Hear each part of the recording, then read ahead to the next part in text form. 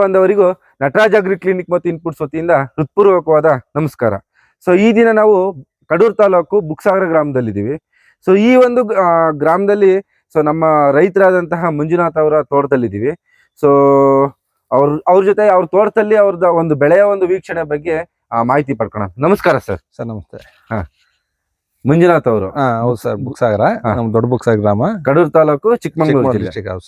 So total ಇಲ್ಲಿ ಎಷ್ಟು ಎಕರೆ ಜಮೀನ್ ಇದೆ ಸರ್? ಸರ್ ನಮ್ದು ಇಲ್ಲಿ 2.5 ಎಕರೆ ಜಮೀನ್ ಇದೆ. 2.5 ಎಕರೆ ಜಮೀನ್ ಇದೆ. ಸೊ ಏನೇನ್ ಬೆಳೆ ಇರೋದಿಲ್ಲಿ ಸರ್? ಸದ್ಯಕ್ಕೆ ಈಗ ಮುಂಚೆ ಎಲ್ಲ ಅಡಿಕೆ ತೆಂಗು ಮಾಡ್ಕೊಂಡಿದ್ವಿ. ಬರೀ ಅಡಿಕೆ ತೆಂಗು ಇತ್ತು. ಅಡಿಕೆ ಎಷ್ಟು ಅಡಿಕೆ ಗಿಡ ಇತ್ತು? ಇದ್ರಾಗ 800 ಅಡಿಕೆ ಗಿಡ ಇದೆ. ಓಕೆ.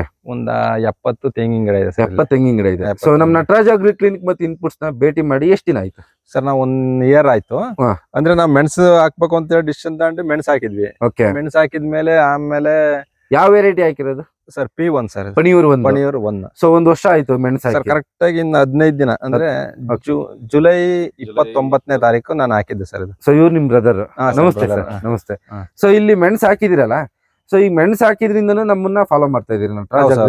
ಸ್ಟಾರ್ಟಿಂಗ್ ಗೊಬ್ಬರದಿಂದ ಹಿಡ್ಕೊಂಡು ಔಷಧಿಯಿಂದ ಹಿಡ್ಕೊಂಡು ಪ್ರತಿಯೊಂದು ಟೋಟಲ್ ಇಲ್ಲಿ ಯಾವ ಬೆಳೆ ಮಿಶ್ರ ಬೆಳೆನ ಅಳವಡಿಸ್ಕೊಂಡಿದ್ರಿ ಸರ್? ನಾನೀಗ ಸದ್ಯಕ್ಕೆ ಕಾಫಿ, ಮೆಣಸು, ಓಕೆ, ಆಮೇಲೆ ಸ್ವಲ್ಪ ಏಲಕ್ಕಿ ಇದೆ. ಒಂದ್ 10 ಗಿಡ, ಒಂದ್ 10 ಗಿಡ ಏಲಕ್ಕಿ ಇದೆ. ಬಾಳೆ ಇದೆ. ಬಾಳೆ ಹಾಕಿದೀವಿ. ತೆಂಗು ಅಡಿಕೆ ಇದೆ. ತೆಂಗು ಅಡಿಕೆ ಸ್ಟಾರ್ಟಿಂಗ್ ಇದೆ. ಟೋಟಲ್ ಇವಾಗ ಇಲ್ಲಿ ನಿಮ್ಗೆ 5 ಮಿಶ್ರ ಬೆಳೆಗಳು. ಹೌದು ಸರ್, 5 ಮಿಶ್ರ ಬೆಳೆ ಇದೆ. ಸೊ ಇಲ್ಲಿ ನೀವು ಮುಂಚೆ ಅಡಿಕೆನೆ ಬೆಳಿತಾ ಇದ್ರಿ. ಸೊ ಅಡಿಕೆ ಮತ್ತೆ ತೆಂಗಿತ್ತು. ಹೌದೌದು. ಸೊ ಇವಾಗ ನಾವು ಎಲ್ಲಾ ರೈತರಿಗೂ ಏನ್ ಹೇಳೋದಕ್ಕೆ ಇಷ್ಟಪಡ್ತೀವಿ ಅಂದ್ರೆ, ಸೊ ರೈತರು ನಾರ್ಮಲ್ ಇವಾಗ ಏನಾಗ್ತಿದೆ ಅಂತಂದ್ರೆ, ಮಾರ್ಕೆಟ್ ಬೆಲೆ ಇರ್ಬೋದು, ಸೊ ವಾತಾವರಣದಲ್ಲಿ ಇರ್ತಕ್ಕಂಥ ವೈಪರೀತ್ಯ ಇರ್ಬೋದು. ಸೊ ಮಂಜುನಾಥ್ ಸರ್, ಈಗ ಅಡಿಕೆ, ಮೆಣಸು, ತೆಂಗು, ಅಡಿಕೆ, ಇದು ಕಾಫಿ, ಇಷ್ಟು ನಿಮ್ಮ ಬೆಳೆನಲ್ಲಿ ಬಾಳೆನೂ ಇದೆ. ಇಷ್ಟು ಮಿಶ್ರ ಬೆಳೆನಲ್ಲೂ ಈಗ ಒಂದು ಬೆಳೆನಲ್ಲಿ ಇಳುವರಿ ಸ್ಟಾರ್ಟ್ ಆಯ್ತು ಅಂತಂದಾಗ ನಿಮಗೆ ಆರ್ಥಿಕವಾಗಿ ಎಷ್ಟು ನಿಮಗೆ ಲಾಭ ಆಗ್ಬೋದು ಅಂತ ಅನಿಸ್ತಿದೆ ಸರ್? ಅಂದ್ರೆ ಮೆಣಸಿಂದು ನಮಗೆ ಇನ್ನೂ ಇದಾಗಿಲ್ಲ, ಎಷ್ಟು ಬರುತ್ತೆ ಏನು ಅಂತ ಹೇಳಿ. ಅಂದ್ರೆ ಕೆಲವೊಬ್ರು ಹೇಳ್ತಾರಲ್ಲ, 15 ಕೆಜಿ ಕೊಯ್ತೀವಿ, 10 ಕೆಜಿ ಕೊಯ್ತೀವಿ, 20 ಕೆಜಿ. ಸೊ ನಾರ್ಮಲಿ ನೀವೀಗ ಎಷ್ಟು ಮೆಣಸು ಹಾಕಿದಿರಿ ಸರ್?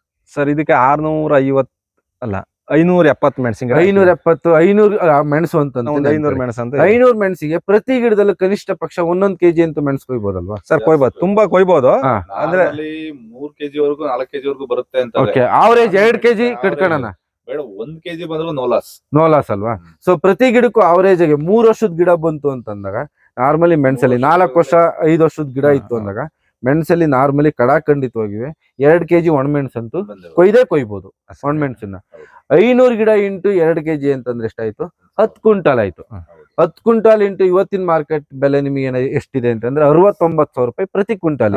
ನಮಗೆ ಒಂದು 50,000 ರೂಪಾಯಿ ಅವರೇಜ್ ಸಿಕ್ಕಿದ್ರು. 50,000 ಸಿಕ್ಕಿದ್ರು ಕೂಡ ನಿಮಗೆ ಇಲ್ಲಿ 5 ಲಕ್ಷ ರೂಪಾಯಿ ಬರೀ ಕಾಳು ಮೆಣಸಲ್ಲಿ ನಿಮಗೆ ಲಾಭ ಆಯ್ತು. ಎರಡನೇದು ಕಾಫಿನಲ್ಲೂ ನಿಮಗೆ ಇವತ್ತು ಉತ್ತಮವಾದ ಮಾರುಕಟ್ಟೆ ಬೆಲೆ ಇದೆ. ಹೌದು ಸರ್, ಇದೆ ಅಲ್ವಾ? ಕಾಫಿ ಗಿಡ ಎಷ್ಟು ದಿವಸ ಆಯ್ತು ಸರ್ ಹಾಕಿ? ಅದು 1 ಇಯರ್ ಸರ್. 2 ಸೇಮ್ ಹಾಕಿದ್ದು. 2 ಸೇಮ್ ಹಾಕಿದ್ದು. ಒಂದೊಂದು 2-3 ದಿನ ಡಿಫ್ರೆನ್ಸ್ ಅಷ್ಟು. ಓಕೆ. ಒಟ್ಟಿಗೆ ತಂದಿದ್ದು. ಒಟ್ಟಿಗೆ ಯಾವ್ದು ವೆರೈಟಿ ಸರ್? ಇದು robusta dwarf. Robusta C/6. C/6 ಹಾಕಿರೋದು. ಸೊ ಇಲ್ಲಿ ನಾವು ಕಾಫಿ ಇರ್ಬೋದು, ಮೆಣಸಿರ್ಬೋದು, ಅಡಿಕೆ. ಇವತ್ತು ನೀವು ವಾತಾವರಣದಲ್ಲಿ ನೋಡ್ತಾ ಇದ್ರಿ, ಈ ಬರ ಪರಿಸ್ಥಿತಿ ಅಂತಕ್ಕಂಥ ಅಂದ್ರೆ ನೀರಿನ ಒಂದು ನಿರ್ವಹಣೆ ಮಳೆದು ತುಂಬಾ ಕಷ್ಟ ಆಗ್ತಿದೆ. ಇಂಥ ಪರಿಸ್ಥಿತಿನಲ್ಲಿ ನಿಮ್ ತೋಟದಲ್ಲಿ ಇಷ್ಟು ಬೆಳೆ ಹಾಕಿರಿ, ಬಾಳೆ, ಕಾಫಿ ಮತ್ತೆ ಮೆಣಸು. ಸೊ ಇಷ್ಟೆಲ್ಲ ಬೆಳೆ ಹಾಕೋದ್ರಿಂದ ನಿಮಗೆ ಮಾಯಿಶ್ಚರ್ ಭೂಮಿನಲ್ಲಿ ಜಾಸ್ತಿ ಇದೆ ಇಲ್ವೋ ಸರ್? ಇದೆ. ಸೊ ಮುಂಚೆ ಕಳೆ ಎಲ್ಲ ಎಷ್ಟು ಹೆಂಗಿರೋದು ಇಲ್ಲಿ ಸರ್? ಈಗಲೂ ತುಂಬಾ, ಅಂದ್ರೆ ಮುಂಚೆ ಇನ್ನು ಜಾಸ್ತಿ ಇತ್ತು. ಮುಂಚೆ ಬೇಸ ಹೊಡಿತಿದ್ವಿ. ಓಕೆ. ಈಗ ಕಳೆ ಮಿಷಿನ್ ತಂದು ಕಳೆ ಮಿಷಿನ್ಗೆ ನಾವು ಇದ್ ಮಾಡ್ಕೊಂಡಿದೀವಲ್ಲ. 2 ವರ್ಷ ಆಯ್ತು. ಸೊ ನೀವು ಅಬ್ಸರ್ವ್ ಮಾಡ್ತಾ ಇದೀರಿ, ಈ ಬಾಳೆ ಮತ್ತೆ ಕಾಫಿ ಇರ್ತಕ್ಕಂಥ ಪ್ರದೇಶದಲ್ಲಿ ಕಳೆ ಬೆಳಿತಕ್ಕಂತ ಪ್ರಮಾಣ ಕಡಿಮೆ ಆಗತ್ತೆ ಅಂತ. ಸೊ ಒನ್ಸ್ ಈ ಕಾಫಿನೂ ಎಸ್ಟಾಬ್ಲಿಷ್ ಆಗಿ ಮೆಣಸು ಬೆಳಿತಾ ಹೋಯ್ತು ಅಂತಂದಾಗ ನಿಮ್ ಭೂಮಿನಲ್ಲಿ ಕಳೆ 99% ನಿಮಗೆ ಕಂಟ್ರೋಲ್ ಆಗತ್ತೆ ಅಂತ. ಸೊ ಎಲ್ಲಾ ರೈತರಿಗೂ ಇಲ್ಲಿ ಏನ್ ಹೇಳಕ್ ಇಷ್ಟಪಡ್ತೀನಿ ಅಂದ್ರೆ, ಕಳೆ ನಿರ್ವಹಣೆ ಮಾಡ್ತಕ್ಕಂಥದ್ದು ಇಲ್ಲಿ ತುಂಬಾ ಕಷ್ಟಕರವಾದ ಪರಿಸ್ಥಿತಿ ಆಗಿದೆ. ಸೊ ಎಲ್ಲಾ ರೈತರು ಮ್ಯಾಕ್ಸಿಮಮ್ ಏನಾಗ್ತಿದೀವಿ ಅಂತಂದ್ರೆ, ಸೊ ಕಳೆನಾಶಕದ ಮೇಲೆ ಡಿಪೆಂಡ್ ಆಗ್ತಾ ಇದೀವಿ. ಸೊ ಇಲ್ಲಿ ನೀವು ಈ ರೀತಿಯಾದ ಮಿಶ್ರ ಬೆಳೆನ ಹಾಕೋದ್ರಿಂದ ಕಳೆನಾಶಕದ ಪರ್ಸೆಂಟೇಜ್ ಯೂಸೇಜ್ ಕಡಿಮೆ ಆಗುತ್ತಾ ಜಾಸ್ತಿ ಆಗ್ತಿದ್ಯಾ ಸರ್? ಕಮ್ಮಿ ಆಗುತ್ತೆ. 99% ಇಲ್ಲಿ ಕಡಿಮೆ ಆಗ್ತಾ ಇದೆ. ಸೊ ಹಾಗಾಗಿ ಇಲ್ಲಿ ನಾವು ಕೇವಲ ಆರ್ಗ್ಯಾನಿಕ್ ಫಾರ್ಮಿಂಗ್ ಅನ್ನೋದನ್ನ ನಾವು ಹೇಳೋದ್ರ ಜೊತೆಗಿನಲ್ಲಿ, ಸೊ ಇಲ್ಲಿ ನೈಸರ್ಗಿಕವಾಗಿ ನಾವು ಯಾವ ರೀತಿ ಆರ್ಗ್ಯಾನಿಕ್ ಫಾರ್ಮಿಂಗ್ ಮಾಡ್ಬೋದು ಅನ್ನೋದು ಈ ಒಂದು ಮಿಶ್ರ ಬೆಳೆಯಿಂದ ಗೊತ್ತಾಗ್ತದೆ ಸರ್. ನಾವು ಈಗ ಸದ್ಯಕ್ಕೆ ಈ ಮೆಣಸು ಕಾಫಿ ಆಗ್ದಂಗಿದ್ರೆ ಇದಕ್ಕೂ ಕಳೆನಾಶಕ ಹೊಡೆದಿರ್ತಿದ್ವಿ. ಇದಕ್ಕೆ ಎಫೆಕ್ಟ್ ಆಗುತ್ತೆ, ಓಕೆ, ಅದಕ್ಕೂ ಎಫೆಕ್ಟ್ ಆಗುತ್ತೆ ಅಂತ ಆದ್ರೂ ಈಗ ಏನ್ ಮಾಡ್ತೀವಿ ಕಳೆ ಮಿಷಿನ್ ಹೊಡೆಯೋದು, ಕಳೆ ಬ್ರಷ್ ಕಟರ್ನ ಯೂಸ್ ಮಾಡ್ತಾ ಇದ್ರಿ. ಸೊ ಸಾಮಾನ್ಯವಾಗಿ ಒನ್ಸ್ ನಿಮಗೆ ಕಾಫಿ ಮತ್ತೆ ಕಾಳ್ಮೆಣ್ಸ್ ಇರ್ಬೋದು, ಬಾಳೆ ಮತ್ತೆ ಇವೆಲ್ಲ ಬೆಳೆಗಳು ಬೆಳಿತಾ ಹೋಯ್ತು ಅಂತ ಅಂದಾಗ ನ್ಯಾಚುರಲಿ ನಿಮ್ ತೋಟದಲ್ಲಿ ಕಳೆ ನೈಸರ್ಗಿಕವಾಗಿ ಕಂಟ್ರೋಲ್ ಆಗುತ್ತೆ.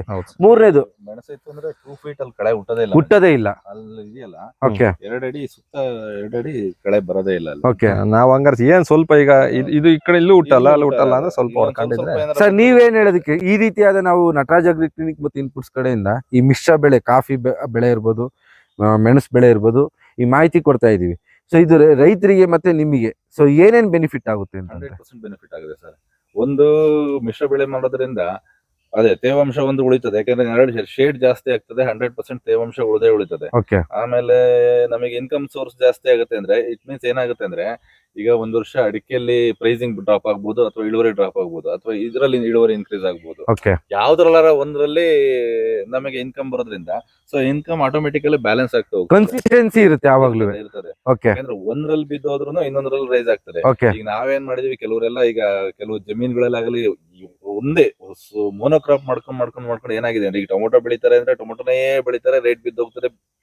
ಸೊ ರೈತ ಫ್ಲಾಪ್ ಅಲ್ಲಿ. ಓಕೆ, ಸೊ ಈ ರೀತಿ ಮಲ್ಟಿ ಕ್ರಾಪ್ ಮಾಡೋದ್ರಿಂದ ಏನಾಗ್ತದೆ ಅಂದ್ರೆ ಒಂದ್ರಲ್ಲಿ ನಾವು ಲಾಸ್ ಆದ್ರೂ ಇನ್ನೊಂದ್ರಲ್ಲಾರ ಎದ್ದೊಳ್ಬಹುದು. ಓಕೆ, ಸೊ ನಮ್ದು Manage ಆಗುತ್ತೆ, income. ಬ್ಯಾಲೆನ್ಸ್ ಆಗ್ತಾ ಸೊ ಹೋಗುತ್ತೆ. ಇನ್ನೊಂದು ಇಲ್ಲಿ ಅಬ್ಸರ್ವ್ ಮಾಡ್ತಿದ್ವಿ, ಕಾಫಿ ಗಿಡ ಹಾಕಿರೋದ್ರಿಂದ ಈ ಕಾಫಿ ಹೂವಿಗೆ ಬರ್ತಕ್ಕಂತಹ ಜೇನುಹುಳುಗಳ ಸಂಖ್ಯೆ ಜಾಸ್ತಿ ಆಗುತ್ತೆ, ಕಮ್ಮಿ ಆಗುತ್ತೆ? 100% ಜಾಸ್ತಿ ಆಗುತ್ತೆ. ಸೊ ಈ 100% ಜಾಸ್ತಿ ಆಗೋದ್ರಿಂದ ಈ ಅಡಿಕೆಗೆ ಮತ್ತೆ ನಮ್ಮ ಈ ತೆಂಗಿಗೆ ಪರಾಗಸ್ಪರ್ಶದಲ್ಲಿ ಬೆನಿಫಿಟ್ ಆಗುತ್ತೆ, ಆಗೋದಿಲ್ವಾ? 100% ಆಗ್ತದೆ. ಹಾಗೆ ಆಗುತ್ತೆ. ಸೊ ಹಂಗಾಗಿ ಸೊ ಈ ರೀತಿಯಾದ ಮಿಶ್ರ ಬೆಳೆನ ನಾವು ಅಳವಡಿಸ್ಕೊಳ್ಳೋದ್ರಿಂದ ಸೊ ನಮ್ಮ ಇಲ್ಲಿ ಏನಂತ ಹೇಳ್ತೀವಿ ಅಂತಂದ್ರೆ ಹನಿ ಬೀಸ್ ಅಂತ ಕರಿತೀವಿ.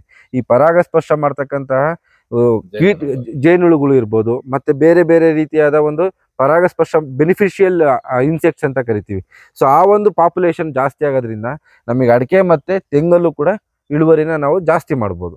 ಸೊ ಈ ಕೊನೆಯದಾಗಿ ನಮ್ಮ ನಟರಾಜ್ ಅಗ್ರಿ ಕ್ಲಿನಿಕ್ ಮತ್ತು ಇನ್ಪುಟ್ಸ್ ಕಡೆಯಿಂದ ಕೊಟ್ಟಿರ್ತಕ್ಕಂಥ ಮಾಹಿತಿ ನಿಮಗೆ ಸೊ ಬೆನಿಫಿಟ್ ಆಗ್ತಿದೆಯಾ? ಹಿಂಗೆ ಸರ್ ಇಲ್ಲ, ನನಗಂತೂ ತುಂಬಾ ಇಷ್ಟ ಆಯ್ತು. ಅಂದ್ರೆ ಯಾವ್ದೇ ಒಂದು ಸ್ಪ್ರೇ ಹೊಡೆದಿನಿ, ಓಕೆ, ಸ್ಪ್ರೇ ಹೊಡೆದು ಒಂದು 15 20 ದಿನದೊಳಗೆ ಗಿಡ ಡೆವಲಪ್ ಆಗೋದೆಲ್ಲ ಚೇಂಜಸ್ ಆಗ್ತಿದೆ. ಕಾಫಿನಲ್ಲೂ ನೀವು ಅದನ್ನ ಅಳವಡಿಸ್ಕೊಂತ ಮಾಡಿದೀನಿ ಸರ್. ಸೊ ಕೆಲವೊಂದು ನೀರಿನ ನಿರ್ವಹಣೆ ಬಗ್ಗೆನೂ ನಾನು ಮಾಹಿತಿ ಕೊಡ್ತಾ ಇದ್ದು. ಸೊ ಅತಿಯಾದ ಮಾಯಿಶ್ಚರ್, ಸೊ ಈ ಎಲ್ಲ ಬೆನಿಫಿಟ್ಸ್ ನಿಮಗೆ ಸೊ ಯೂಸ್ ಆಗ್ತಾ ಇದೆ? ಹೌದು, ಖಂಡಿತ ಯೂಸ್ ಆಗ್ತಿದೆ sir. Thank you thank you sir. Okay, ಒಂದು ನಿಮಿಷ.